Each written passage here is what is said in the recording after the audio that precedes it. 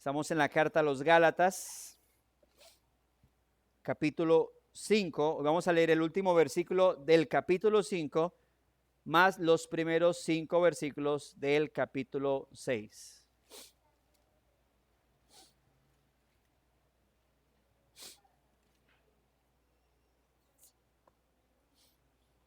Gálatas capítulo 5, el último versículo del capítulo 5, que es el versículo 26, hasta los primeros 5 versículos del capítulo 6. Dice la escritura, si estamos todos allí, versículo 26 de Gálatas 5, no nos hagamos vanagloriosos, irritándonos unos a otros o envidiándonos unos a otros. Hermanos, si alguno fuere sorprendido en alguna falta, vosotros que sois espirituales, restauradle con espíritu de mansedumbre, considerándote a ti mismo, no sea que tú también seas ¿qué? Tentado. Sobrellevad los unos las cargas de los otros y cumplid así la ley de Cristo. Porque el que se cree ser algo, no siendo nada, a sí mismo ¿qué? Se engaña. Así que cada uno someta a prueba su propia obra y entonces tendrá motivo de gloriarse solo respecto de sí mismo y no en otro, porque cada uno llevará su propia carga. Es el texto de Gálatas, capítulo 5, verso 26, hasta versículo 5 de Gálatas 6. Bueno, recordemos que hemos venido hablando sermones que tienen que ver con el andar en el Espíritu. Incluso hace 8 días terminamos el sermón titulado Andando como pertenecientes al Señor Jesucristo, en el cual hemos estado hablando de ese énfasis, ¿no? De cómo el creyente que realmente ha muerto en la cruz junto con Jesucristo, ese creyente manifiesta en su vida no las obras de la carne, sino el fruto del Espíritu Santo que habita en él. Y eso lo vemos no solamente reflejado en lo que leímos hace 8 días o en lo que hemos estado estudiando durante esos 2 últimos domingos, sino que ahora también nos encontramos con esto. Recordemos que nuestro sermón anterior fue expuesto en 2 partes. Hablamos primero del contraste, del gran contraste del mundo espiritual, donde se planteó lo que es andar según la carne y lo que es andar según el Espíritu.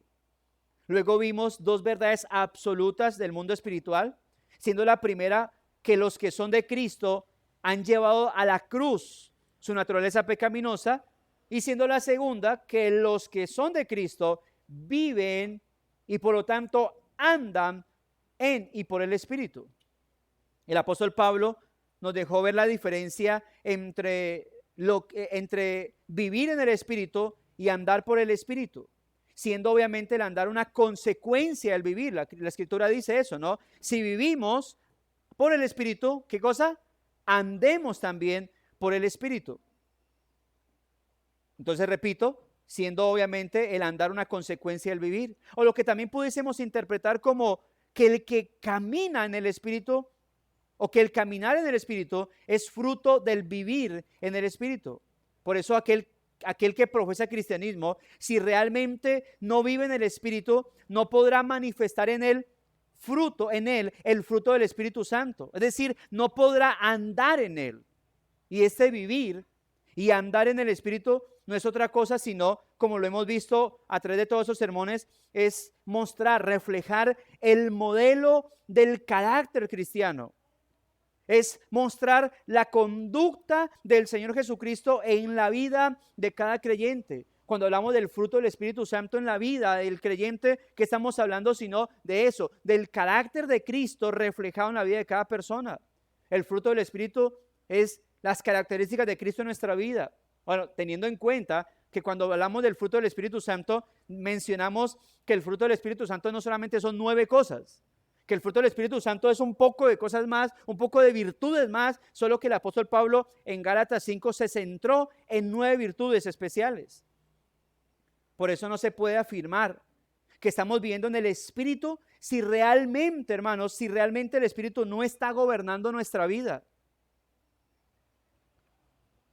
Si realmente no se está moldeando el carácter de Cristo en nosotros, Realmente no podemos decir que yo soy un cristiano que vive en el Espíritu.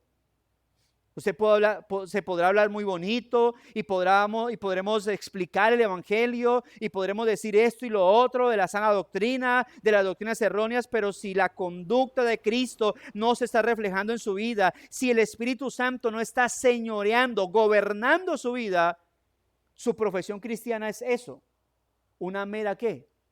Profesión, no más. Su cristianismo no se extiende nada más a eso, a decir que usted es creyente, pero decirlo, hacerlo, amados hermanos, es algo bastante extenso. Por ello no se puede afirmar que se está viviendo y andando en el Espíritu si el legalismo y el libertinaje, por ejemplo, estos dos viejos males que siempre buscan hacer presencia en medio del pueblo de Dios, sea de manera abierta o camuflada, está habitando en tu vida. Un creyente que realmente está viviendo y andando en el Espíritu no aceptará que sus obras, que son sus obras, lo que lo hacen acepto y justo ante la presencia de Dios. Y permítame decirlo, que eso lo hemos hablado, y eso es legalismo. Hay gente que no dice que son sus obras lo que lo hacen acepto ante el Señor, pero su comportamiento, en su forma de vivir, expresan o manifiestan que la razón por la cual se sienten tranquilos en su cristianismo ante Dios es porque sí oran más que los otros, es porque leen la Biblia más que los otros, es porque tal vez ayunan más que los otros.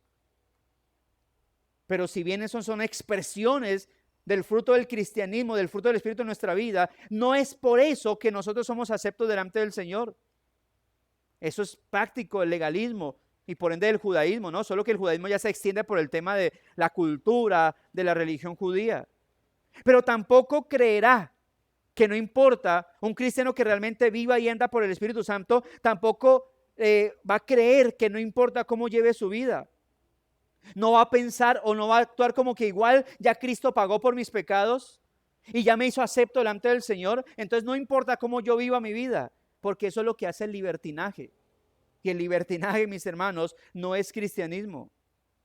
Por ello el apóstol Pablo en su carta a los Gálatas, después de hacer una extensa defensa del Evangelio verdadero de la justificación por la sola fe en solo Cristo, advierte sobre esos dos peligros, instándonos a mantenernos firmes en la libertad con que Cristo nos hizo libres, pero no usando la libertad como ocasión para la carne, sino usando la libertad para hacer lo que antes no podíamos hacer, vivir para Dios, servir a Dios. Y esto el apóstol Pablo lo va dejando bastante en claro. Ahora ya nos encontramos con nuestro texto presente y aunque algunos ven su contenido como simples y desconectados asuntos adicionales que el apóstol Pablo aprovecha para mencionar al cerrar su carta, la realidad es que lo que él sigue hablando está totalmente ligado con la victoria que se presenta, que se espera que el creyente logre de esa lucha entre los deseos de la carne y la dirección del Espíritu Santo. Porque es que dentro de los deseos de la carne, mis amados hermanos, no solamente está el asunto de cómo me comporte yo ante la sociedad, de cuáles son mis pensamientos, cuáles son mis palabras, cuáles son mis actitudes, sino que también dentro del cristianismo está mi relación con el cuerpo de Cristo, mi relación con el prójimo, pero especialmente mi relación con aquel a quien yo considero mi hermano en la fe, o con aquel que obviamente hace parte del cuerpo de Cristo. Ahora, esa victoria, hermanos, abarca todas las áreas, la victoria espiritual abarca todas las áreas de la vida de un cristiano. Es decir, no hay área en la cual el cristianismo o la regeneración de un cristiano se meta ahí. Uno no puede decir, bueno, en esto me comporto como cristiano, en esto no. En esto sí soy neutro. Porque si usted tiene ese pensamiento, su pensamiento, permítame decirle que está fuera de toda base bíblica. Yo debo ser cristiano en cada una de mis áreas. Yo no soy íntegro para el Señor en esto, pero en esto no. En todo yo debo reflejar a Cristo en mi vida. Ahora, repito, esta victoria espiritual entonces abarca todas las áreas de la vida de un cristiano. Pero en este caso, hablaríamos de un área importante de carácter esencial en la vida del creyente. Y esto es nuestras relaciones personales, pero haciendo énfasis en la relación que tenemos con nuestros hermanos de la iglesia local, de la iglesia a la cual pertenecemos, de la iglesia a la cual hacemos parte, o la iglesia en la cual estamos nosotros congregándonos. En otras palabras, andar en el Espíritu, como dice el verso 16 de Gálatas 5. Ser guiado por el Espíritu, como dice el versículo 18 de Gálatas 5. Y vivir en el Espíritu, como lo dice el versículo 25, se manifiesta especialmente en nuestras relaciones prácticas con los hermanos de la iglesia. Nosotros vivimos para Dios, sin duda alguna. Vivimos dando testimonio primeramente al Señor. Pero hay quienes confirman lo que realmente ha sucedido en nuestra vida. ¿Quiénes? Mis hermanos en la fe. Hay ante quienes yo realmente estoy mostrando. Mira lo que dice Pablo, por ejemplo, con respecto a las personas del mundo. Somos luminares del mundo. Somos luz en medio de tinieblas. Así que en nuestra vida cristiana no existe tal cosa como que a mí no me importan los demás, yo solamente soy cristiano para mí mismo y para Dios. Oh, hermano, tú no eres un cuerpo de Cristo aparte de los demás cuerpos, aparte del cuerpo de Cristo. Tú perteneces al cuerpo de Cristo. Tú eres miembro del cuerpo de Cristo. Y aparte de ser miembro del cuerpo de Cristo, te debes entonces a aquellos que también hacen parte del cuerpo de Cristo y habitas en este mundo. Pertenecemos al reino de los cielos. Nuestra ciudadanía es celestial, pero estamos aquí. Somos luminares en este mundo caído. Somos embajadores del reino de los cielos aquí en la tierra. Por eso, andar en el Espíritu, ser guiado por el Espíritu, vivir en el Espíritu, se manifiesta especialmente en nuestras relaciones prácticas con los hermanos de la iglesia. Son mis hermanos en la fe los que van a dar testimonio de que realmente lo que yo digo que ha sucedido en mi vida, sí ha sucedido. Son ellos que corroboran, obviamente, si realmente nosotros estamos viviendo para el Señor. Bien debemos recordar cómo el legalismo judaizante no solo había distorsionado el Evangelio de la gracia, sino que también había afectado las relaciones entre los Gálatas. Cuando estuvimos estudiando el versículo 15 de Gálatas 5, pero si os mordéis y si os coméis, esa relación cómo se habían afectado totalmente dentro de ellos. El verdadero evangelio, amados hermanos, el verdadero evangelio, el evangelio de la gracia nos da una correcta imagen de nosotros mismos que resulta en quien verdaderamente vive por el Espíritu. Y eso se hace manifiesto en la unidad fraternal como hermanos en la fe. Y por ello vamos a estudiar o a exponer esos versículos, mis amados hermanos, en 3 puntos en especial, ya que nos habla precisamente sobre las relaciones eclesiásticas del cuerpo de Cristo, cuya base obviamente es el bendito evangelio de la gracia de Dios en Cristo. Y de esos 3 puntos, el primero obviamente lo vamos a plantear a manera de pregunta. ¿Qué debemos evitar como cuerpo de Cristo?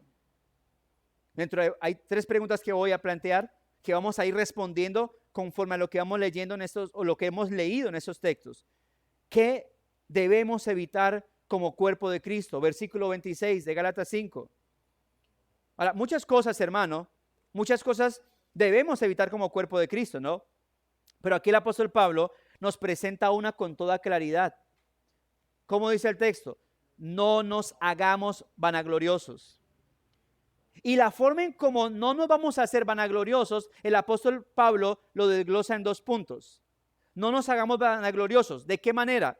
Irritándonos unos a otros. 2, envidiándonos unos a otros. Y permítame decirle que de la primera a la segunda hay una línea. Se cruza con facilidad. Ese versículo, hay que decirlo, es bien instructivo, porque muestra cómo nuestra conducta con los demás hermanos está determinada por la opinión primero de nosotros mismos. El apóstol Pablo inicia diciendo, no nos hagamos vanagloriosos. Y la palabra vanagloria y se observa. ¿Qué es vanagloria? Bueno, primero, ahí está, vanagloria. La gloria, ahí la forma como el apóstol Pablo lo menciona es haciendo referencia a la jactancia, al envanecimiento. Bueno, vanagloria, en la etimología de la palabra, es una opinión falsa de nosotros mismos. Es creernos más de lo que somos. Y esa opinión, obviamente, nosotros mismos necesita buscar ese supuesto valor a los demás con un propósito.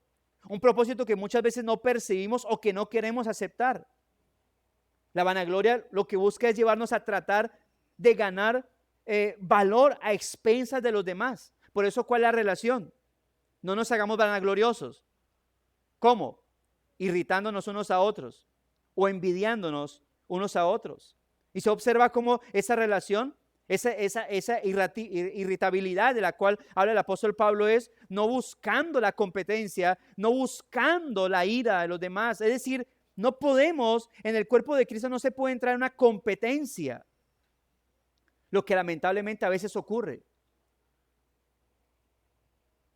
Y por eso cuando hablo de cómo entre lo primero y lo segundo hay una mera línea, es porque cuando el creyente o cuando dentro del cuerpo de Cristo se habla de irritabilidad, es decir, de como si existiese una competencia de tal manera que entonces ahora lo que hace mi hermano, si no me agrada o si no me beneficia a mí, entonces eso me va a molestar. ¿Y qué otra cosa o cómo soy contaminado? En que ahora entonces lo que yo voy a hacer, lo que voy a lograr o lo que voy a buscar hacer, lo busco es buscando o encontrando mi beneficio. No me importa mi hermano, busco es mi beneficio. Y de esa manera entonces vamos a entrar en ese estado terrible, de lamentable, de competencia entre hermanos en la fe. Siendo misericordiosos y siendo un poco compasivos o bondadosos y llamarles hermanos en la fe. Creyendo obviamente que puede eso pasar en personas que aunque son creyentes, por su momento están nublados en su vida espiritual. Y cuando entonces hay esa manera de competencia, de tal manera que se están irritando los unos a los otros, entonces con facilidad viene la envidia. ¿Qué es la envidia? Sino el que a mí me moleste que mi hermano reciba cosas que yo no estoy recibiendo. O que mi hermano reciba cosas mientras que yo, que necesito esas otras, no las estoy recibiendo, pero él sí.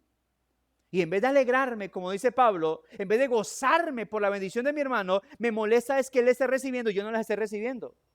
Sea que eso o sea otra cosa.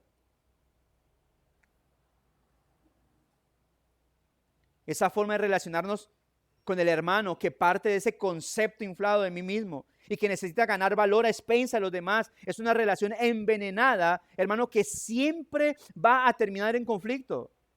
Cuando yo actúo en vanagloria con mis hermanos, y si el otro hermano, en el peor de los casos, está en esa misma posición, a lo que vamos a llegar es a una especie de competencia y terminamos ¿cómo? Irritándonos. Todo lo que haga mi hermano me va a molestar. Todo lo que haga él me incomoda. Y por lo tanto, lo que yo vaya a hacer, lo voy a hacer con el objetivo de incomodarlo. Y eso suena feo. Pero permítame decirle que eso lamentablemente llega a suceder en muchas congregaciones. Ah, pero carismáticas, pastor, pentecostales. Bueno, el apóstol Pablo no le está hablando de una iglesia pentecostal carismática. Le está hablando de una iglesia bíblica.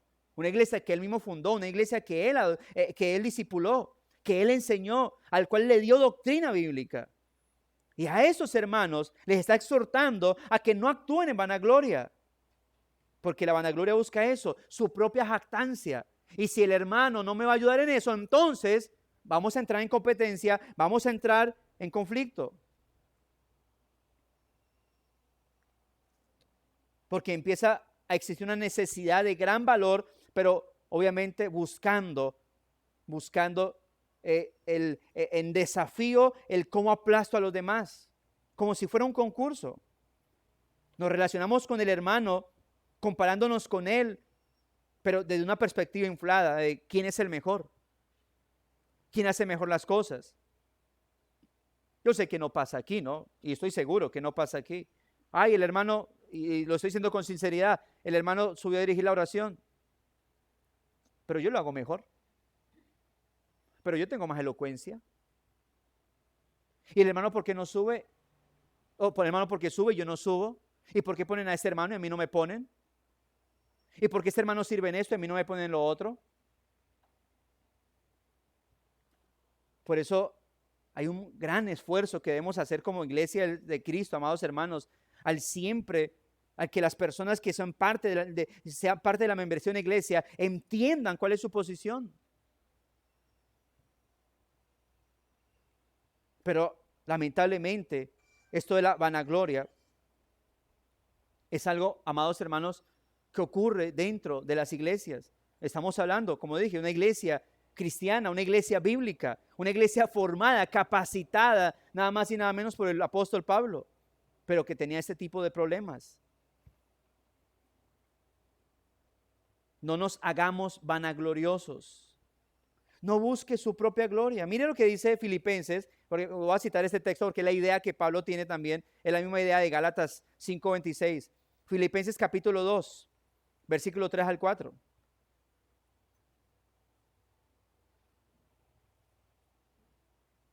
Aquí en Gálatas Pablo dice, no nos hagamos vanagloriosos, es decir, no busquemos nuestra propia gloria, no caigamos en la jactancia, no seamos engreídos en nuestra comunión entre hermanos, irritándonos unos a otros, envidiándonos unos a otros.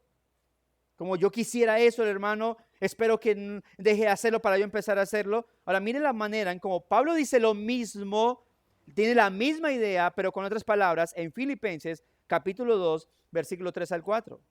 ¿Qué dice? Nada hagáis. ¿Sí dice? Nada hagáis por contienda o por qué? O por vanagloria. Es lo que está diciendo Pablo en Gálatas. No nos hagamos vanagloriosos para que no actuemos con vanagloria. ¿Qué dice Pablo? Antes bien, con humildad. Y mire esto, un golpe al orgullo, un golpe a la vanagloria. Antes bien, con humildad, ¿qué dice? Estimando cada uno a los demás, ¿como qué? Como superiores a él mismo. Ya hemos hablado de ese texto en otras ocasiones. Incluso, bueno, nosotros ya estudiamos la carta a los filipenses. Uy, mi hermano.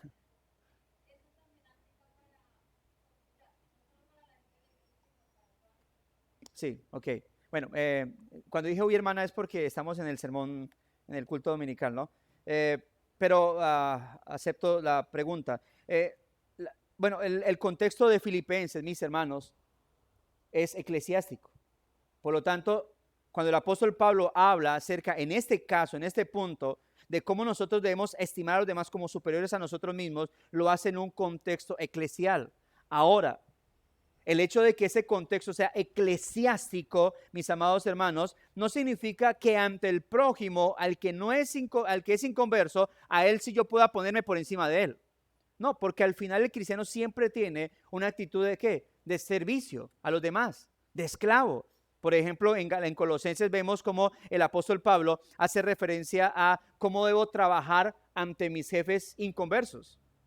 Y Pablo, aunque habla en un contexto en un contexto laboral, ¿qué dice a los cristianos? Hagan sus cosas como sirviendo al Señor. Lleven a cabo sus labores como haciéndolo para Cristo y no para el hombre, hablándolo en un contexto laboral, no eclesiástico. Bueno, cuánto más, mis amados hermanos, debe ser nuestro comportamiento dentro del contexto eclesiástico, como lo hace Pablo en Filipenses capítulo 2, versículo 3 al 4. Pero si observa, hay un contraste, no actúes en vanagloria, actúa ¿de qué manera?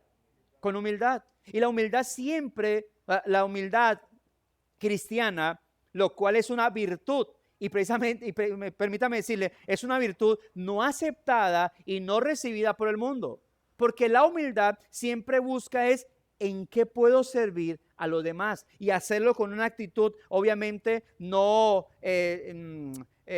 hipócrita, porque hay gente que puede aparentar humildad, decir quiero servir a los demás, pero tiene un objetivo en su mente vanaglorioso. Voy a servir a los demás porque sé que si hago esto y si hago aquello, voy a escalar hasta que llegue a estar en la cima. De esa manera su humildad termina siendo algo totalmente contrario a lo que es la humildad bíblica. Su comportamiento de servicio es simplemente una fachada llena de hipocresía, porque su objetivo es cómo escalo para entonces ponerme por encima de los demás, porque mi objetivo es estar como jefe, mandar a otros y que yo siempre me estén viendo en alta estima. Bueno, el apóstol Pablo dice eso no sucede dentro del cuerpo de Cristo. Bueno, y son palabras del Señor Jesucristo. De seguro es una extensión a lo que Cristo dijo. Recuerda el pensamiento de los discípulos cuando estaban alegando entre ellos. ¿Qué alegaban? ¿Cuál apóstol sería el apóstol jefe? Eso estaban alegando. Y cuando Cristo llega y dice, ¿qué alegáis? Bueno, según la Reina Valera, ¿qué alegan ustedes? Bueno, pues, Señor, ¿quién es el mayor? Aquí, porque para que entendamos aquí quién es el que va a mandar y quién es el que va a dar las directrices. Dijo, sí, sí, claro. El mayor va a ser el que más sirva a todos. Eso es. ¿Usted quiere ser jefe? Sírvale a todos. Y entonces ahí sí dijo, bueno, sé tú el jefe. No tú. Porque es lo que no queremos nosotros. Jefe en la perspectiva mundana es quienes están a mi servicio, quienes están a que me digan a sus órdenes, en qué le puedo servir, en qué esto, en qué lo otro. Pero en realidad, amados hermanos, el siervo del Señor o la grandeza de un siervo de Dios, ¿en qué se ve, en qué se refleja sino en esto? ¿En qué? En que sirve a todos. Ese es el problema, obviamente, de cuando la mundanalidad, cuando el legalismo se mete dentro del cuerpo de Cristo. Era el legalismo judaizante lo que hacía que los fariseos se creyeran más que los demás, que los ancianos de la ley, que los sacerdotes y sumos sacerdotes hubiesen pasado de ser siervos del pueblo a convertirse en los altos líderes. Mira lo que pasó con el término obispo. En el transcurso del catolicismo, de cuando el romanismo se empieza a meter, el término obispo, que es al igual que pastor, que es al igual que anciano, un siervo de la iglesia, terminó convirtiéndose ¿en qué? En una jerarquía. Ahora son los obispos los que tienen una gran jerarquía y los que mandan y ordenan y hacen y deshacen. Pero esto no es así solamente dentro de la iglesia católica para decir, sí, es que esos católicos. Mire lo que pasó con el término pastor en las iglesias cristianas. ¿Qué ha pasado? Ahora es el duro, el intocable, ¿verdad? El ungido, sí. Y ese término ungido es impresionante, al punto de que ahora escalan, porque ya hablamos de apóstoles. Cuando el pastor, ¿qué es? Sino alguien que está, ¿qué? Al servicio de la iglesia. Bueno, pero es que es una labor que debe representar a todo el cuerpo de Cristo. ¿Qué dice Filipenses? Lo volvemos a leer. Nada hagáis por contienda, por vanagloria, antes bien con humildad, estimando cada uno a los demás como superiores al mismo. ¿Cómo debes ver a tu hermano? ¿Cómo qué? Como superior a ti mismo. Y si tú lo ves como superior a ti mismo, ¿qué estás diciéndole? Hermano, estoy a tu servicio. Pero hemos dicho esto, que cuando el hermano Camilo, cuando yo veo a mi hermano Camilo como superior a mí mismo, ¿qué le estoy diciendo? Hermano, estoy a tu servicio. Pero resulta que el hermano Camilo también lee Filipenses capítulo 2, versículos 3 y 4. ¿Y él qué hace conmigo? Me ve como superior a él. Al final, ninguno termina siendo superior a otro, sino que todos terminamos siendo ¿qué? Siervos los unos de los otros, que es la enseñanza del Señor. Ahora mire lo que añade Pablo. No mirando. ¿Cómo se observa esto de no actuando con vanagloria, sino con humildad? Como lo dice Pablo, como lo explica Pablo en Gálatas 5:26. ¿Cómo sería no actuar con vanagloria? Pues no irritándonos, no actuando en competencia, que es la idea ahí de la palabra, de esto que Pablo, la idea que quiere dejar Pablo con no irritándonos unos a otros. Es decir, no compitiendo, no buscando pelea, competencia y no envidiándonos unos a otros. ¿Cómo lo dicen Filipenses? Algo similar, es lo mismo, tiene la misma idea, están conectados, no mirando cada uno por lo suyo propio. ¿Cuál es el tema con la envidia? Que te molesta que él tenga lo que tú quisieras tener. Que te molesta que él haya logrado lo que tú todavía no has logrado. Así no sea la misma petición. Y cuando, hermano, uno debe examinarse ahí. Yo estoy rogando por esto. El hermano también roga por otra cosa. Y ¡pum! Respuesta para él. ¿Y a usted? Nada. ¿Qué sientes por tu hermano? ¿Qué sientes cuando ves a tu hermano estar realmente siendo prosperado y tú estás rogando? ¿Sientes felicidad o sientes dolor? ¿Sientes felicidad o más bien te molesta? ¿O sientes como algo ahí, como algo maluco, hermano, porque sí? Y mire, ¿y sabe a qué punto llegamos? Legalismo. Y ese hermano que ora menos que yo. Oh, sí, obviamente, y no estoy haciendo apología de si usted no ora, si usted es desconcentrado o si usted llega tarde. No estoy haciendo apología de eso. Eso es pecado ante los ojos del Señor y usted no lo están viendo así. Pero, ¿qué le pasa a ese hermano precisamente? ¿Qué sientes? ¿Te irrita eso?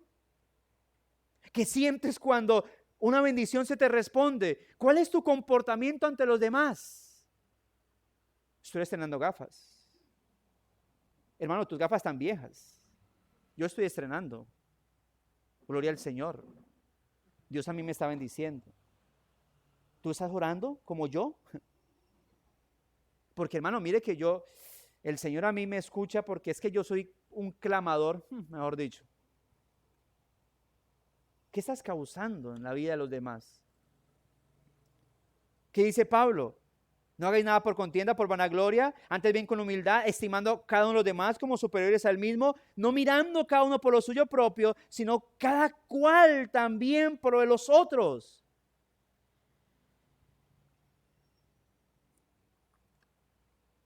Que nos goce, amados hermanos, las bendiciones de nuestros hermanos. Que nos goce en gran manera. Porque en cierto sentido, hermano, aunque esto suene raro dentro de lo que es el ámbito mundano, es que para mí, si mi hermano es bendecido, es como si yo estuviera siendo bendecido junto con él. Pero si tú no lo ves así, hermano, tienes problemas, serios problemas, con la hermandad que tú profesas tener. Mire otro texto, Romanos 12:3. Romanos capítulo 12, versículo 3. Los menciono porque aunque son otros textos, es decir, no es el texto de Gálatas, los menciono porque están conectados con la idea de Pablo en Gálatas capítulo 6, capítulo 5, versículo 26. Y es la misma idea. No os hagamos vanagloriosos. ¿Cómo lo dice Pablo en Romanos 12:3? Digo pues, por la gracia que me es dada, a cada cual que está entre vosotros, que no tenga más alto concepto de sí que el que debe tener. ¿Sabe qué le está diciendo? Digo, pues, a cada cual que está entre vosotros, que no sean vanagloriosos. Eso es lo que le está diciendo. No sean jactanciosos, no sean soberbios, sino que piensen de sí con cordura, sobriedad. ¿Con cordura qué es? Hermano, recuerda de dónde te sacó el Señor. ¿Cómo te vas a venir a creer lo máximo si tú y yo fuimos llamados de lo más vil y lo menospreciado? Si tú y yo fuimos escogidos de lo más necio. Y si ahora tienes algo de conocimiento, es por la gracia del Señor y porque el Espíritu de Dios está sobre tu vida. No te las creas, hermano. Si Dios te quita la gracia y te quita su Santo Espíritu, quedas el mismo vil y necio que eras antes. Así que, ¿por qué van a gloriarnos y jactarnos? Si al final lo que tenemos, lo tenemos por causa de la gracia divina. Ni siquiera fue porque, es que Dios a mí vio, Dios vio desde la eternidad, vio a David Torres y dijo, este es.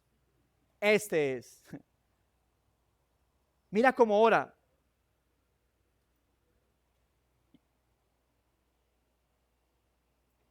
Cuando Dios vio la tierra para ver quién era digno de llevar el sello, ¿qué encontró? Solamente hubo un digno, el Cordero de Dios. De resto, hermanos, si estamos aquí, si hoy oramos y fuimos aceptos delante del Señor, si hoy oramos y cantamos y no fuimos rechazados por Dios, es por su mera gracia. Y todos estamos compartiendo esta gracia de haber sido llamados por el Señor. Con mayor razón, amados hermanos, debemos mirarnos como siervos los unos a los otros. Por eso, el otro extremo es partir de una opinión de nosotros mismos con un sentimiento de inferioridad. Tampoco buscamos, obviamente, hermanos, si no buscamos, es cierto, que obviamente, te creas más. Tampoco buscamos el sentimiento de inferioridad que también va a determinar nuestra conducta, nuestra manera de relacionarnos. En este caso, obviamente va a ser la envidia, celo, resentimiento frente a los logros del hermano o los dones del hermano o lo que el hermano tiene. Debemos tener cuidado acerca de ello. Es lo que nos puede arrastrar hacia la envidia. No, yo soy más indigno. Está en el otro lado, en un lado. Yo creo, estoy en competencia, voy a hacer más. Pero está en la otra parte de decir, no, yo soy lo más indigno, en realidad a mí como que Dios no me oye, a mí como que Dios no me tiene en cuenta, ese hermano sí. Pero ese pensamiento es peligroso, porque ese pensamiento te puede llevar a los celos que están conectados con la envidia.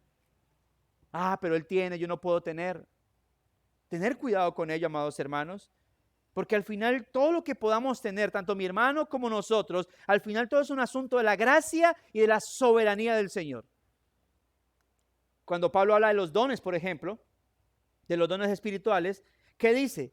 Que cada uno tenía el don según Dios se lo había concedido. No era que, como dicen en el carismatismo, pentecostalismo, que el don que usted quiera tener, hágale, clámelo, pídalo. No, según la Escritura dice que cada uno tenía el don o hablaba en las lenguas según Dios le daba que hablase, según el Espíritu Santo le daba. Cada uno tenía el don que tenía según el Espíritu Santo se lo había concedido. Bueno, hoy en día seguimos teniendo dones. Hoy en día seguimos hablando de gracias divinas, pero las tenemos conforme el Señor lo ha concedido, hermano. Por eso una relación marcada por el Evangelio también corrige esa forma errada de tratarnos los hermanos, porque obviamente nos recuerda que nosotros somos amados por el Señor, y esa es la mayor de las significancias, amados hermanos, que una criatura pueda tener. Somos amados por el Señor. El hecho de que a mí Dios no me dé lo que le da a mi hermano no significa que yo sea un desamparado por el Señor. Habrán otras gracias. Dios sabrá por qué derrama bendiciones sobre mis hermanos, ciertas bendiciones materiales, y no lo hace sobre mí. El asunto es que aunque yo no reciba ciertas bendiciones materiales como algunos de mis hermanos, yo, al igual que mis hermanos, sí recibimos las bendiciones celestiales. Yo, al igual que todos nuestros hermanos, sí recibimos esas gracias divinas que provienen del cielo y que han sido dadas por causa de Cristo. Porque si algo, hermanos, debemos tener cuidado, es de pensar que mi hermano espiritualmente es más bendecido que yo. No existe tal cosa. Espiritualmente, amados hermanos, con respecto a las gracias de la salvación, con respecto a la gracia del perdón, con respecto a la gracia y la misericordia del Espíritu Santo, todos se nos ha concedido esas gracias por medio de Cristo. Obviamente, si hablamos de gozo, si hablamos de paz, si hablamos de crecimiento espiritual, bueno, según la vida espiritual de mi hermano, él va a crecer más. Según la vida espiritual de mi hermano, si mi hermano ora mucho, con devoción, con humildad, él va a ser una persona llena de mucho gozo, de mucha paz. Y si tú no estás orando, es obvio que él va a estar más gozoso que tú. Es obvio que él va a tener más paz que tú. Es obvio que él va a sentir más tranquilidad y firmeza en el Señor que lo que tienes tú. Así que si entonces eso me va a causar envidia de por qué yo cada vez que me llega un problema, yo mantengo afligido, dejo orar, dejo ir a la iglesia y él siempre está ahí gozoso, bueno, ahí tienes que mirar tu vida, hermano. Un gran predicador como John Stott comenta al respecto lo siguiente. Dice, si nos consideramos superiores a los demás, los desafiamos porque queremos que conozcan y sientan nuestra superioridad.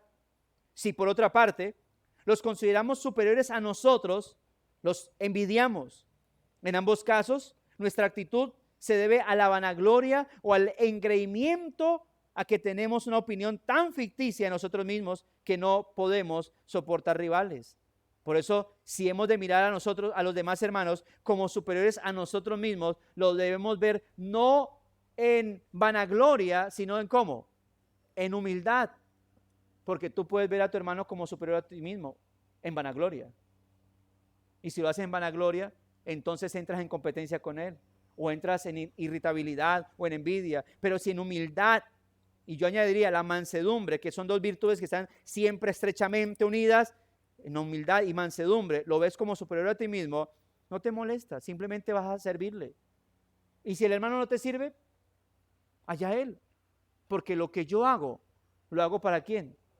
Para el Señor, no para los hombres. El Espíritu Santo entonces nos ilumina la palabra, abre nuestros ojos para poder ver nuestro propio pecado y nuestra indignidad, pero también ver la significancia y el valor que nos da el que Dios nos ama en Cristo Jesús. Por eso tampoco llegamos al otro punto de decir, yo no sirvo en nada porque soy indigno. No, llegamos a cuál punto? De que aun cuando sé mi indignidad, entiendo la gracia del Señor y por eso voy a servir a mis hermanos. Por eso hay que cuidarse también de los extremos, ¿no?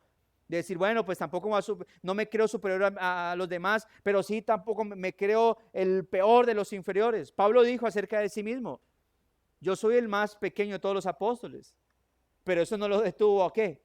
A servir al Señor. Antes el que dijo, yo he servido más que todos, pero ¿qué decía? Pero no yo, sino la gracia de Dios en mí. Por eso la actitud correcta hacia los demás no es yo soy mejor que tú y lo probaré. Tampoco es tú eres mejor que yo y lo resiento y me duele.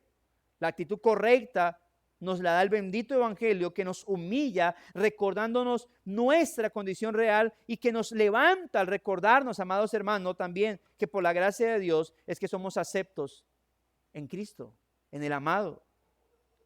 La obra de Cristo y nuestra fe en Él ha resultado en nosotros, entre las muchas riquezas eternas que tenemos en Él, en una excelsa bendición para nuestra vida, de tal manera que podemos ahora disfrutar bendiciones como esta, amados hermanos, la presencia del Espíritu de Dios en nuestra vida.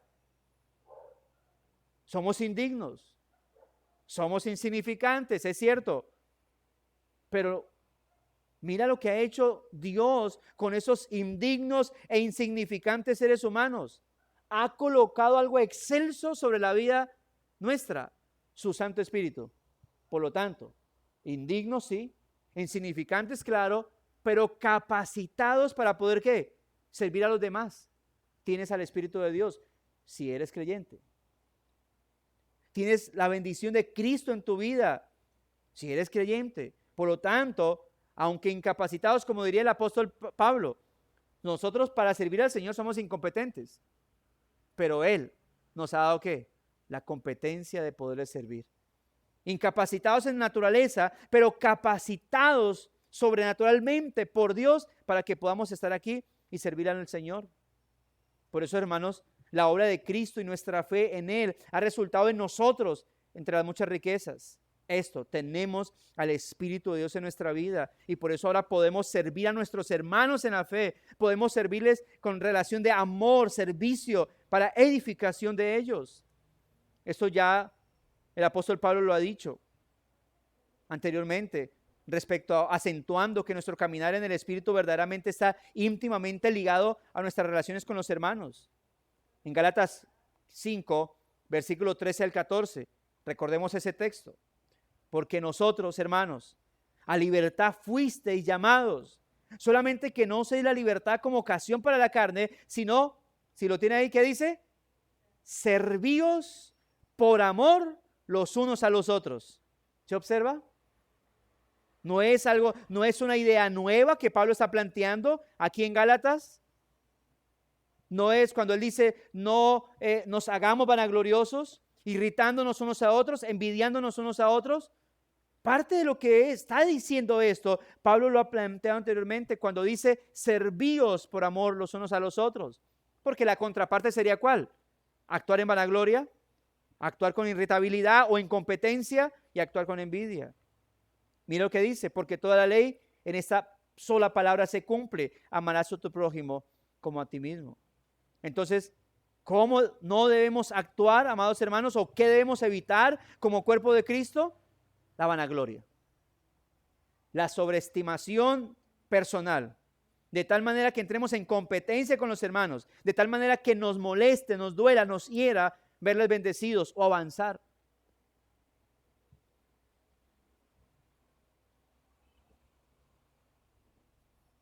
¿Qué es lo que nosotros debemos evitar? Y esto nos lleva al segundo punto, que es una siguiente pregunta. ¿Qué debemos procurar como cuerpo de Cristo?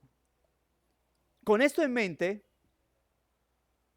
y es obviamente encontrarse a lo que vimos en este anterior versículo, mira lo que se plantea es un contraste, pero obviamente hay una conexión que vamos a hablar de ella.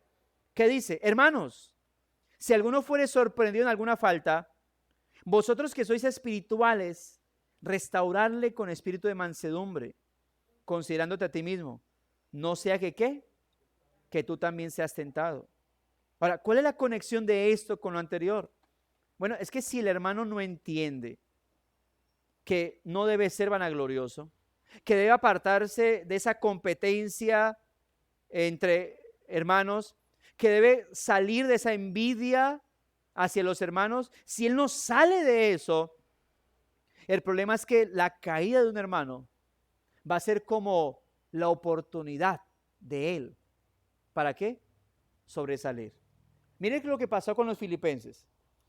¿Qué dijo Pablo acerca de otros que estaban predicando mientras él estaba encarcelado?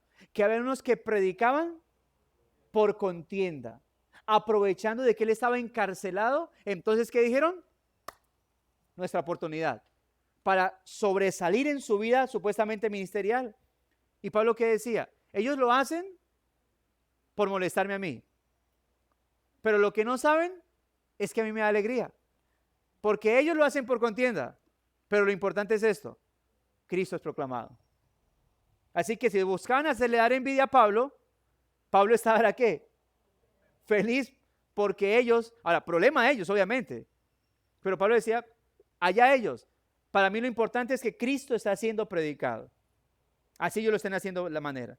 Cuando yo no entiendo, cuando no comprendo lo que el versículo 26 dice, cuando un hermano se ha sorprendido en alguna falta, yo lo voy a ver es como una oportunidad para sobresalir y mostrar que yo sí soy diferente.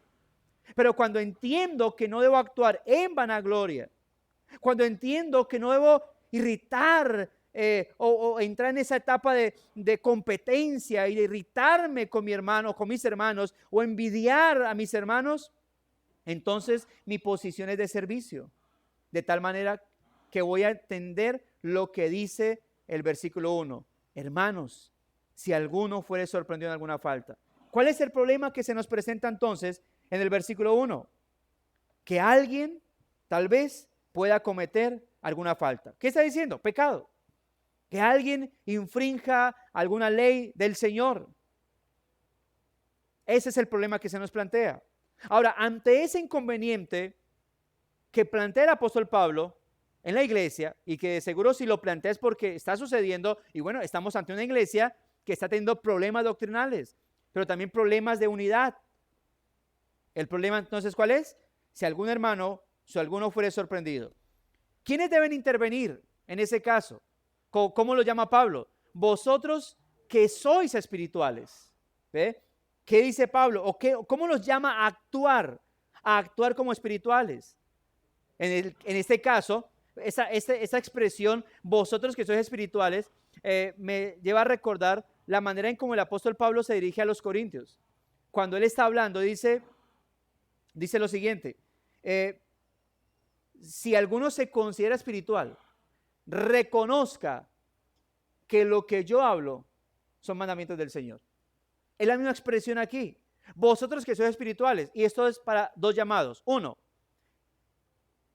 si no lo son, que se den cuenta cuál debe ser su comportamiento con base a lo que va a decir más adelante.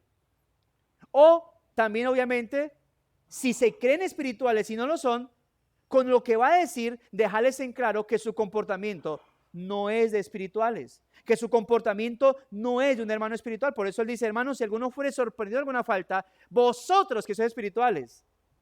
Entonces está dejando quiénes deben intervenir, cómo deben comportarse, pero también decirles, si en caso tal se cree mucho, con lo que le va a decir, le va a dejar muy en claro si realmente están actuando como espirituales o como no.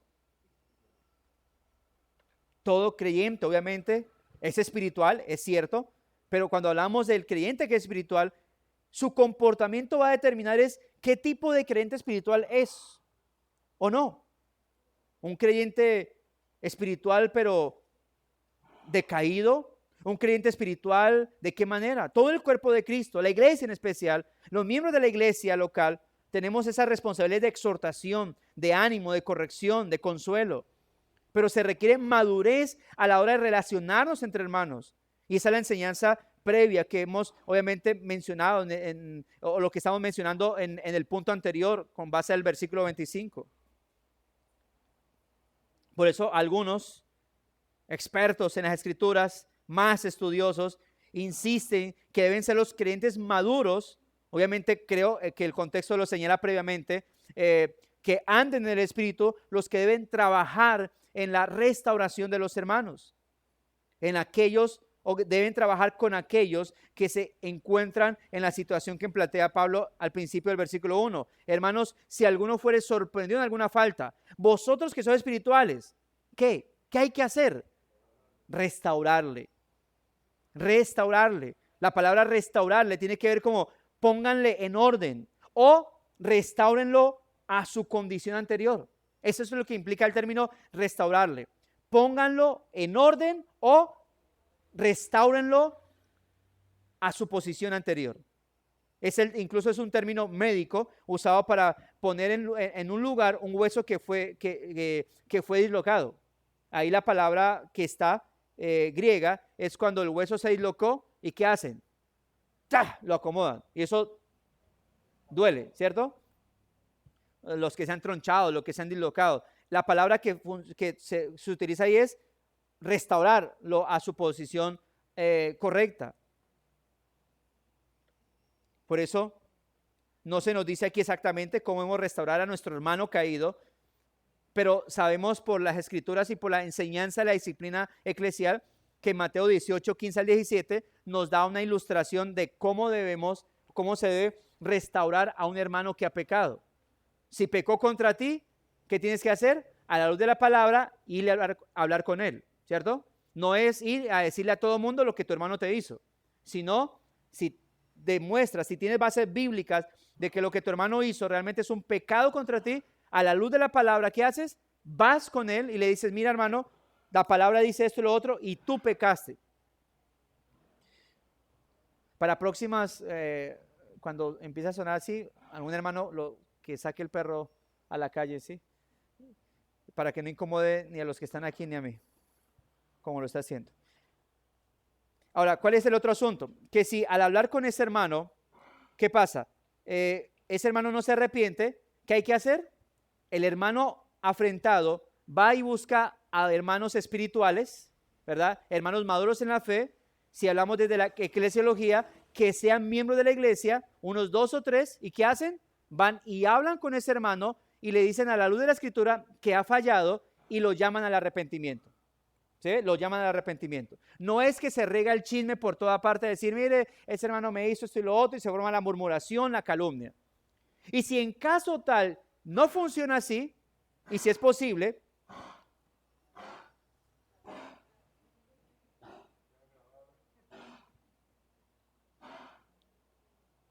déjelo ahí amarrado, eso. Y si es posible, ¿qué hace? Bueno, obviamente dentro de esos 2 o 3 testigos, bueno es que esté el pastor incluido, o si la iglesia tiene varios pastores, que esté uno de los pastores ahí incluido en la disciplina de ese hermano. Y si al final ese hermano no le hace caso, ¿a qué? A ese grupo de hermanos, ¿qué tiene que hacer? Entonces se convoca a la membresía oficial de la iglesia, se le llama al arrepentimiento a ese hermano, ya como iglesia. Y si ese hermano aún a toda la iglesia no le hace caso, ¿qué hay que hacer entonces? Tenerle por gentil y publicano. Si es miembro de la iglesia, ¿qué sucede? A ese hermano, hermanos acá por favor, a ese hermano ¿qué se le hace? Se le expulsa de la membresía. No de la iglesia necesariamente, pero sí de ¿qué? De la membresía. Por causa de que ante su pecado, aun cuando se le ha demostrado 1, 2 y 3 veces que ha pecado y él no se quiere arrepentir, ¿qué hace? Se le quita la membresía y obviamente todo eso con un objetivo, no de aplastarlo, sino con el objetivo que Pablo dice aquí en Gálatas. ¿Qué cosa? Restaurarlo. Cuando a alguien se le expulsa la membresía, no es para que él se vuelva peor, el objetivo es llamarlo a restauración. Ahora, si el hermano en vez de restaurarse se vuelve peor, ya es un asunto de él. Ya ya él con Dios. Y el asunto es que cuando las disciplinas eclesiásticas se llevan a la luz de la palabra, ¿quién las respalda? Y por ahí donde entra el versículo, lo que tú atas en la tierra, se ata en el cielo. Ya cuando el hermano restaurado se restaura, muestra su arrepentimiento, se le levanta la disciplina, entra el versículo, lo que desatas en la tierra, se desata, hermano, sí, se desata en los cielos. ¿Sí? ¿Cómo debemos hacerlo? Bueno, ¿qué dice el texto? Con espíritu de ¿qué? De mansedumbre. ¿Ve? No es con maldad, no es como lo dice el versículo, por eso les decía que el versículo 25 está conectado con el versículo 1 del capítulo 6. Porque cuando usted entiende que es sin vanagloria, es sin competencia y sin envidia, que se trabaja en hermandad, entonces cuando eso suceda, usted no lo va a ver como una oportunidad para sobresalir, sino como ¿qué? Como una oportunidad para restaurar a ese hermano. ¿Por qué? Porque quien está fallando, quien ha caído, quien ha fallado, es alguien del cuerpo del cual hago parte. Lo entiendo como si me lastimo este dedo, aunque está por allá en un extremo de mi mano, y es el más pequeño, todo el cuerpo me duele. ¿No le ha pasado a usted? Yo me he golpeado la rodilla a tal punto que me dan náuseas. O sea, del golpe que me doy.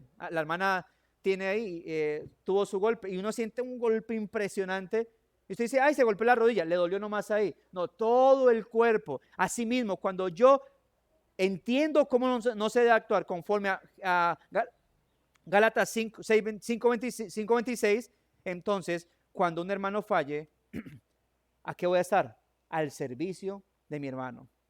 ¿Cómo debo hacerlo? Restaurarle. ¿De qué manera? Con espíritu de mansedumbre. Pero permítame decirle esto, hermano. Si usted no es espiritual, usted no va a poder actuar con espíritu de mansedumbre.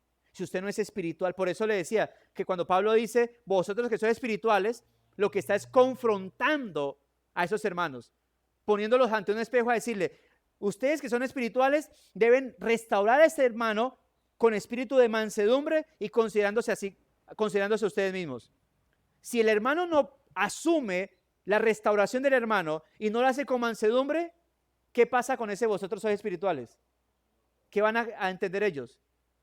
Que no son tan espirituales como Pablo les está diciendo. Por lo tanto, ellos, así como cuando llevan a la mujer en el pleno acto del adulterio, ¿verdad? Y le van a apedrear, bueno, don Jesús, porque así lo consideraban. Moisés dijo que hay que apedrearla. ¿Usted qué dice? Y ellos saben que el que esté libre de pecado que tire la primera piedra. ¿Y qué entendieron?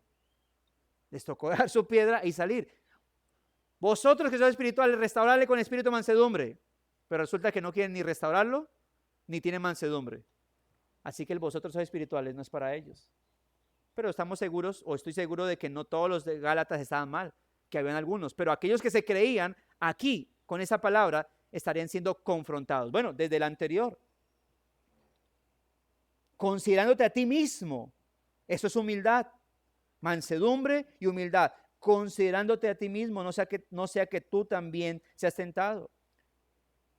¿Cómo se debe hacer? No con un sentimiento de superioridad que le impulse a mostrarse como mejor que el que ha caído, no partiendo de la comparación con el otro, sino considerándonos a nosotros mismos. Si el hermano pecó, yo también puedo hacerlo. ¿Qué nos distingue? ¿Qué nos diferencia? Somos humanos, somos seres caídos que han sido restaurados por el Señor y que si ahora tenemos vida espiritual es por la gracia del Señor. Todo lo contrario a lo que estaba diciendo, lo que estaban haciendo los judaizantes, que ponían todo el peso de la ley sobre los hombres, sobre los hombros de los demás, cuando deberían estar levantando la carga de los demás, amados hermanos, y así cumpliendo, en resumen, la ley. ¿Cómo? Amando al hermano, ayudándolo, restaurándolo, actuando con mansedumbre. ¿Cómo? Considerándote a ti mismo, diciendo, yo estoy al servicio de mi hermano, no estoy en competencia con él. No lo estoy envidiando. Antes me duele lo que le está pasando, así que aquí estoy al servicio de mi hermano. Obviamente, eso tiene mucho que ver con el hecho de que el hermano en humildad se quiera restaurar. Porque si estamos ante una persona que no quiere restauración y que antes quiere hundirse más en su pecado, bueno, nosotros hacemos hasta donde podemos. La iglesia actúa hasta donde puede actuar. De ahí para allá, como dice Pablo, si toca entregarlo a Satanás, se hace. Pero el trabajo del hermano o de la iglesia debe ser hasta donde sea posible, ¿qué cosa? La restauración de ese hermano caído. Pero siempre tenemos que hacerlo, ¿cómo? Con espíritu de mansedumbre y con humildad, porque nosotros también estamos en eso mismo. Si nosotros no hemos caído, si no hemos incurrido en faltas, no es porque yo soy más fuerte que el hermano, sino porque la gracia del Señor nos ha sostenido y porque a través de la oración y nuestra dependencia de Dios hemos sido fortalecidos en el Señor. 2 preguntas respondimos, de 3. ¿Qué no debemos? ¿Qué debemos evitar, como cuerpo de Cristo? ¿Y qué debemos procurar como cuerpo de Cristo? ¿Qué debemos evitar?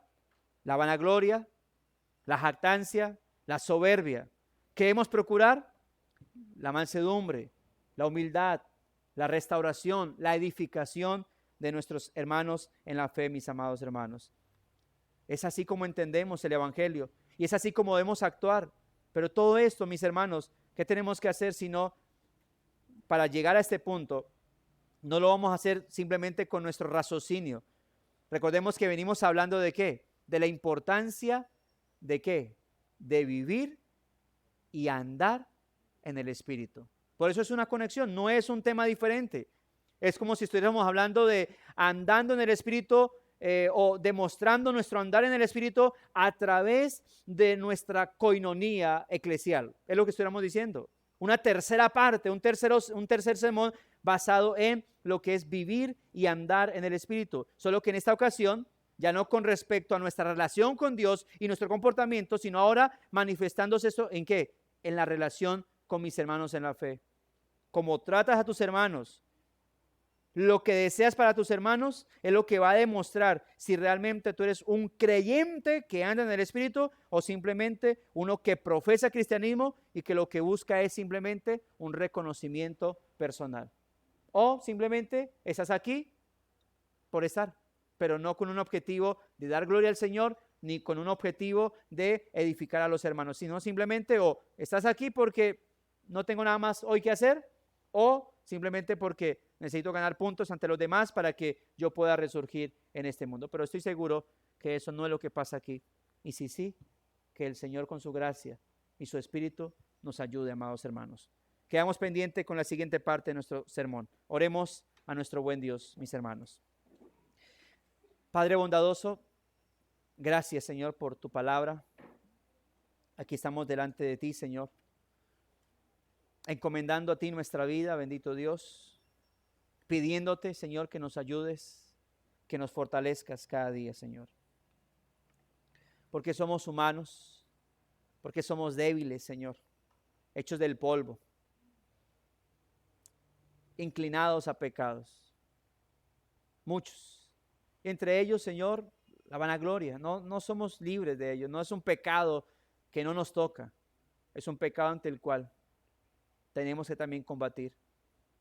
El de hacer las cosas para que los demás nos engrandezcan o nos vean como superiores a ellos, cuando el llamado es a actuar en humildad, cuando el llamado es a comportarnos como siervos de todos. Porque debemos procurar es el servicio de nuestros hermanos, el crecimiento, la edificación, la restauración, si es el caso, de nuestros hermanos. Y aquellos que están caídos, Señor, ayúdales. Porque hay muchos, Señor, que están caídos no porque haya falta de hermanos que quieran restaurarlos, sino simplemente porque en su soberbia están caídos. En su soberbia no ven, Señor, el pecado que los está rodeando. Te pedimos por ellos, Señor. O tal vez en su soberbia, aun cuando saben de su condición, aunque en el fondo saben que no están bien, aún así su vanagloria les puede más. No queriendo demostrar que realmente necesitan ayuda, que realmente necesitan de otros que le levanten, Señor. Por ellos oramos. Oramos por nosotros, Señor. Oramos para que nos ayudes a tener mansedumbre, nos ayudes a tener humildad, Señor, amor para restaurar a nuestros hermanos, para entender que no estamos para aplastarlos, sino para servirles, no buscando lo nuestro personal propio, sino el bien de nuestros hermanos en la fe. Muchas gracias te damos, bendito Dios. El honor, la gloria y la alabanza sea siempre para ti. Por Cristo hemos estado aquí reunidos, Señor, rogando que tu palabra corra y sea glorificada en nosotros, Señor. Y no solamente en nosotros, sino en aquellos que no conociéndote han visto, Señor, cómo es que tu iglesia lleva los asuntos intereclesiales, Señor, que no lo hacemos, no somos llamados a hacerlo, Señor, con carnalidad, con dureza, con vanagloria, pero tampoco con liviandad, sino tal cual como tú lo demandas en tu santa palabra, Señor. Muchas gracias, bendito Dios. Ayúdanos a todos, desde el más pequeño en edad hasta el más adulto. Ayúdanos a todos, Señor, a mostrar a Cristo siempre en nuestra vida, a crecer en el conocimiento de tu palabra, bendito Dios. El honor y la alabanza sea para ti, Señor, por Cristo nuestro Redentor. Amén y amén. Mis amados hermanos, gracia y paz a sus vidas, a los que están aquí conectados, a los hermanos aquí presentes. Dios les continúe bendiciendo.